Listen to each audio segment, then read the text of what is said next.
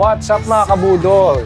Happy April Fools. This is Mike from Mike Surplus and Militaria. So, paano nga ba kumain ang mga gear goose? So, alright. So, meron tayo first, syempre, our drink. So, kailangan may drink tayo. So, may yellow, camping cup natin. So, kailangan, yun, katabi natin yung gears natin. So, pour muna natin first ang drink. Yan. Okay, so i-ready na natin sinod ang ating plato.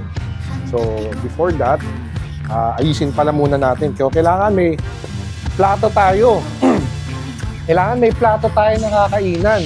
So ito yung ating level 4 plate. So kailangan quality. So syempre gear do tayo, di ba?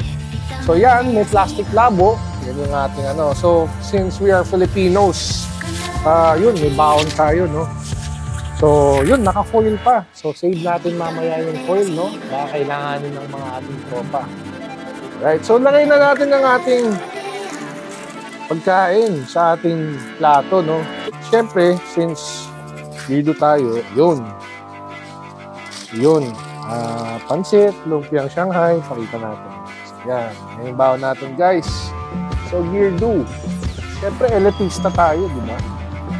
So yun, subo tayo guys ng isa. So syempre, Pilipino dapat nagkakamay. So yun. Yun, subo. Drinks. So yun guys. Enjoy our lunch. This is Mike from Mike Surplus and Militaria and Gear Do PH. So, kain mga elitistas, Payaman Power. Alright.